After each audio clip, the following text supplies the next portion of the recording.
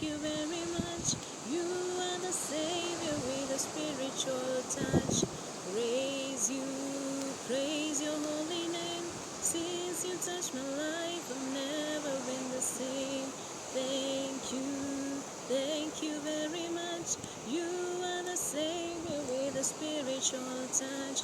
Praise your holy name. Since you touched my life, I've never been the same. Darkness, you are my light, and in confusion, you guide me alright. I sing to Jesus. You are the Christ, and in my blindness, you're such a beautiful sight.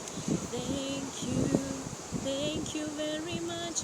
You are the Savior with a spiritual touch. Praise your holy name. Since you touched my life, I've never been the same. Hallelujah, praise God. I want to greet you all in the name of our Lord Jesus Christ. Welcome to this session, this day, and it is the day that God has given us that we'll celebrate of His goodness and of His wonderful and marvelous works. I want to thank God for the gift of life, and God has been gracious, He has been good, and I give Him all the glory, all the honor, all the praise. Today we are going to talk about Thanksgiving, and I do not own the rights to that song that I first sang. It was one sung by an a cappella group many years back, and it is a blessing. So for today we are going to talk about Thanksgiving, and we are going to take reference from some of the scriptures in the New Testament, where we read about the story of Jesus and how He walked, and He is our example. We take example from His teachings, and we learn a lot on how to live this life. So I believe in one way or another, everybody goes through their own tough times, their own situations. They're believing God for something, one thing or another. And sometimes situations seem so hard. There are these mountains that seems before us that they never seem like they will ever go. There are rivers that seem before us that you wonder, how am I going to cross this and go to the next place? There are hard decisions that we need to make, and you wonder, God, where do I start from? What is the right way, or what is the right path? But today I want to encourage each and every one of us from the Word of God, that when we go to God in prayer, we find Jesus was faced with difficult situations. And what was His kind of prayer? How did He approach God? We will take a reference from the book of Matthew. And this is the story where Jesus was feeding a crowd. We find this story in the book of Matthew. We actually find two encounters where Jesus fed the crowds. One was found in the book of Matthew, and this is in Matthew 15. Matthew chapter 15, this is where Jesus fed the 4,000 people. And in this incident, they only had 7 loaves and a few fishes, as they mentioned. And after feeding the crowd, this is where they collected 7 baskets. The other incident was in the book of John chapter 6, and this is where Jesus fed the 5,000 people. And in this one, this incident is where the little boy had 5 loaves and 2 fish. And after Jesus had fed the crowd, they collected 12 baskets. So in these both cases, like we see that in the book of John 6 and verse 5, this is the place where Jesus takes the loaves and He gives thanks, and after giving thanks, He gives them back to the disciples to distribute to the people.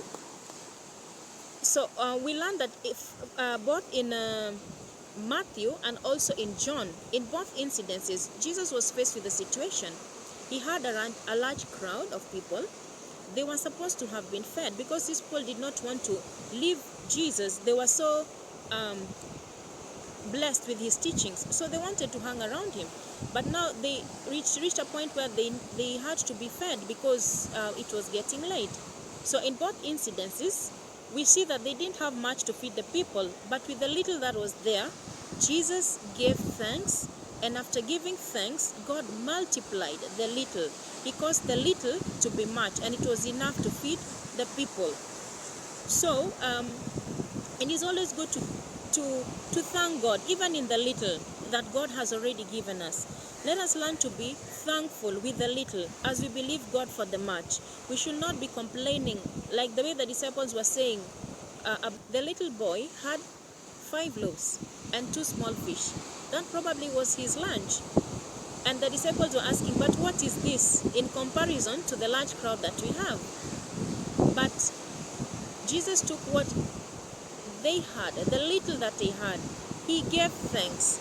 And after thanksgiving, God multiplied it, and it was enough to feed the whole crowd. Thanksgiving. Another incident we find in the story of Lazarus. It was in John 11, and that is 41 and 42. When Jesus was taken to where they had laid Lazarus, and he actually offered a prayer and said, Father, I thank you because I know you have heard me. And I thank you because I know you always hear me. But because of these people, that they will believe that you sent me. Jesus had already confidence, knowing that God was able to raise Lazarus from the dead. He already had that confidence. And that's why he said he had that assurance that, God, I know that you hear me always. And I know that you have already heard me. But because of these people, that they will know that you have sent me. Do it, God, so that they will know that you have sent me. Another situation. Lazarus is dead. It seems to everybody it was impossible for Lazarus to come back to life. But Jesus was so confident. He knew that God always hears him. And he said that, Father, I thank you because I know you always hear me. And you have already heard me. Thanksgiving, even when situations are hard, even when the situation is dead, even when it seems there is no way, even in that time where it is completely gone, let us keep giving thanks in our situations, in our hard times, in our hardships.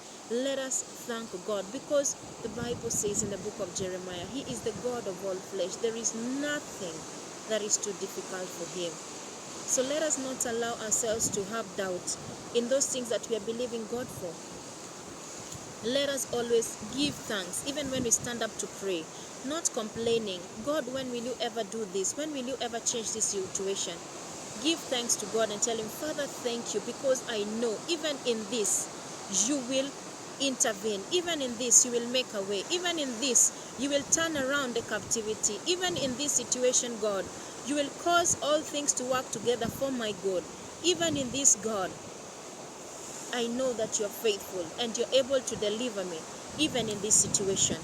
Thessalonians 5:16 and 8 up to 18, it says, Rejoice evermore, pray without ceasing. In everything give thanks, for this is the will of God in Christ Jesus concerning you. Give thanks unto the Lord. Give thanks unto the Lord in our situations. Let us learn to give thanks. Let us go to God in prayer with thanksgiving, presenting our situations before God. Father, I thank you because I know you are a healer.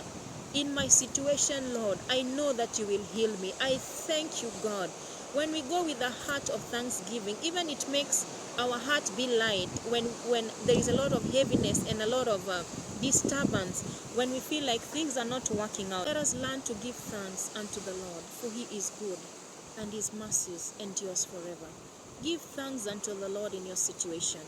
He is well able to deliver you. It might take a while. It might not come at your appointed time, but it will come at God's appointed time.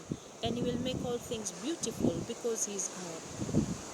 Learn to give thanks in your situation. Learn to take to God in prayer. Thanksgiving. Let us pray, giving thanks unto the Lord, for He is well able to change our situations, and He is a faithful God, and we shall give testimonies, because He is the mountain moving God. He is the Red Sea divider. Blessed be the Lord our God. May God bless you. May God keep you. I pray that you be encouraged with these words. In Jesus' name.